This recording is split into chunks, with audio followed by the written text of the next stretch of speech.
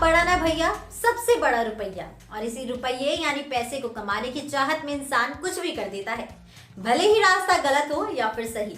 तो चलिए जानते हैं गांधीनगर के हीरा व्यापारी के बारे में, जो करोड़ों के मालिक हैं। उन्होंने पैसा कमाने के लिए कौन सा रास्ता चुना था। ये जो हीरा व्यापारी हैं, इनका नाम है जगदीश पटेल। जगदीश भाई के पास कई तरह के कीमती हीरे हैं और इनकी कमाई भी अच्छी खासी है, पर लालच की कोई सीमा नहीं होती है। तो जगदीश भाई ने बहुत ज्यादा टैक्स से बचने के लिए कुछ जुगाड़ लगाया और एक सरकारी आदमी से सेटलमेंट की बात की। पर उन्होंने कहा कि इसके लिए वो अच्छे खासे पैसे लेंगे, तो जगदीश भाई पैसे देने के लिए भी रेडी हो गए। उन्होंने 2 करोड़ रुपए की मांग की थी और कहा कि आपको मैं टैक्स से बचा लूंगा। अगले दिन जगदीश भाई ने पैसों का इंतजाम किया और अपने ड्राइवर के साथ निकल गए उस आदमी को पैसे देने के लिए।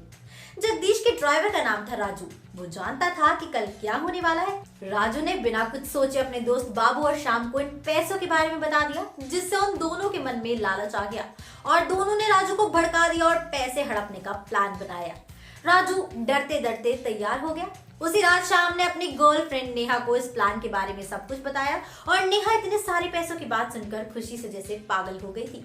और उसने शाम को कहा कि 2 करोड़ के 3 हिस्से करने के बजाय तुम सारा पैसा लेकर मेरे साथ भाग चलो। अब शाम के मन में सारे पैसे को अपने नाम करने का लालच आ गया था। सुबह हुई, जगदीश भाई पैसे लेकर उस आदमी को देने के लिए निकल गए। राजू के मन में दोस्तों का दिया प्लान चल रहा था और उस प्लान के मुताबिक राजू पैसों से भरा बैग लेकर अपने दोस्तों के बताए हुए अड्डे पर भाग गया। अब बैग उन तीनों के पास आ गया।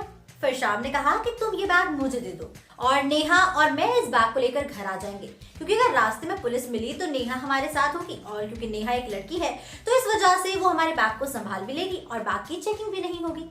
उन दोनों को लगा कि ये सही बोल रहा है, तो वो बैग नेहा और शाम लेकर निकल गए।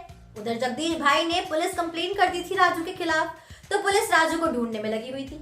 अब ये लोग घर पहुंच गए और शाम और नेहा का वेट करने लगे थे। काफी टाइम बीत गया और जब वो दोनों नहीं आए तब राजू और बाबूराव समझ गए थे और वो घर छोड़कर भाग गए, क्योंकि वो लोग जानते थे कि पुलिस उनके पीछे आएगी।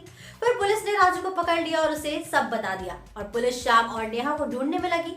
फिर वो लोग गांधीनगर छोड़कर पंजाब भाग गए थे। पैसे कमाने की ऐसी ही हेरा फेरी आपको आने वाली फिल्म हेरा फेरी 3 में भी देखने को मिल सकती है। दोस्तों, अब देखते हैं कि हेरा फेरी 3 के मेकर्स हमारे लिए क्या कुछ खास और नया लेकर आते हैं। तो इसी के साथ मैं अनुष्का त्यागी लेती हूँ आपसे इजाजत। बने रहिए और देखते रहिए बॉलीग्राड स्टूडियोज को।